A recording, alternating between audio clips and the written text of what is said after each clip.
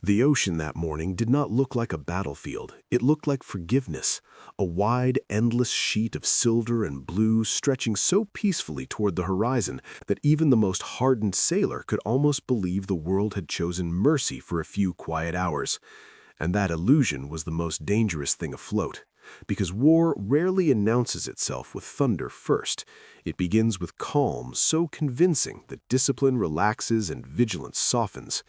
And Admiral Zinovy Rozhestvensky stood on the bridge of his flagship, staring into that calm with eyes that had measured storms, rebellions, and long voyages. Yet none of those experiences had prepared him for the invisible weight pressing against his thoughts that morning. The weight of distance traveled, of coal burned, of months at sea that had drained not just fuel, but sharpness.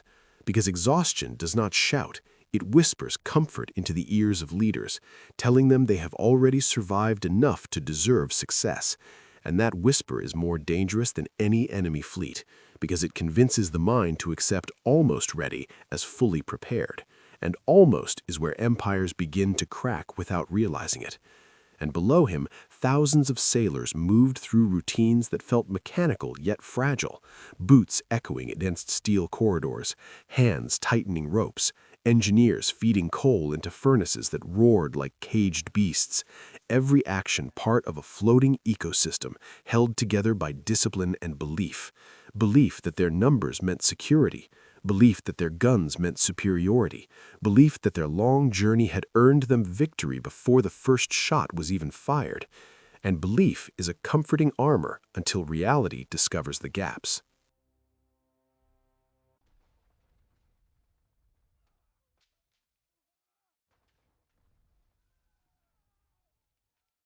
Far beyond the visible edge of the sea, another fleet was already cutting through water with a different energy, not louder, not larger, but sharper, like a blade moving with purpose rather than a hammer moving with force. And purpose always travels lighter than force because it carries clarity instead of pride. And while Russian officers reviewed maps and reassured one another with calculated optimism, Japanese scouts had already turned the ocean into a grid of information, every smoke trail noted, every speed estimated, every formation predicted hours before contact, transforming uncertainty into advantage, because uncertainty is the true enemy in war. Not steel, not fire, but the hesitation that uncertainty breeds, the half-second pause before a decision, the glance toward another officer seeking confirmation that never arrives in time. And that half-second multiplies across fleets until it becomes minutes, and minutes at sea are entire lifetimes of opportunity lost or seized. And the tragedy forming on that horizon was not that one side lacked courage, both sides had courage in abundance. The tragedy was imbalance of preparation, because courage without preparation is noise, while preparation without noise is precision, and precision writes history quietly before the cannons even speak. The Russian fleet stretched across the water like a moving city. Impressive in scale, yet vulnerable in shape, a long line of steel that symbolized imperial reach, but also exposed imperial weakness, because length meant delayed communication, delayed response, delayed unity. And unity delayed is unity denied, and on each deck individual stories unfolded that would never reach textbooks, sailors folding letters they hoped to send one day, young recruits pretending excitement to hide fear, veterans leaning against railings pretending boredom to hide intuition, because intuition was already whispering that something about this calm felt staged, like the pause before a curtain rises on a tragedy whose ending is already written. And above them, gulls circled carelessly, unaware that within hours the same sky would be filled not with birds, but with smoke columns rising like black monuments to miscalculation. And yet no alarm bells rang, no dramatic music played, only the steady rhythm of engines and waves striking hulls, the ordinary sounds that make extraordinary disasters possible. Because catastrophe rarely begins with chaos, it begins with normalcy, extended just long enough for complacency to root itself deeply. Rozhestvensky adjusted his binoculars again and again, scanning emptiness as if repetition could summon clarity. But emptiness does not answer questions, it amplifies them, and every unanswered question grows heavier the longer it remains suspended in a commander's mind. Because leadership at sea is not simply issuing orders, it is carrying doubt without letting it infect the crew. It is wearing confidence like a uniform even when certainty is nowhere to be found.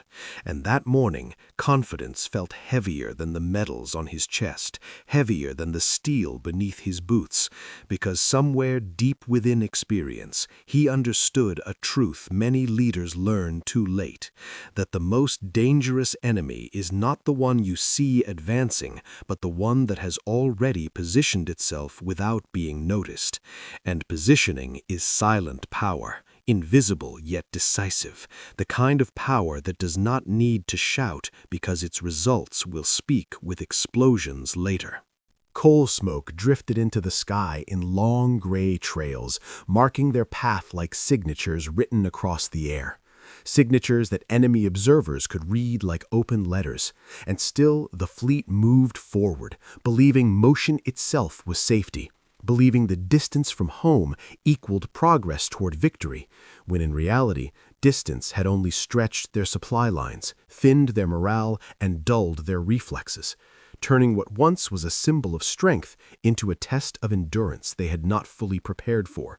And endurance without renewal becomes decay, slow and almost invisible, until a single shock reveals how much strength has already been lost. And beneath the decks, heat built relentlessly, furnaces glowing, sweat mixing with coal dust, men laboring in darkness so that cannons above could one day fire in light.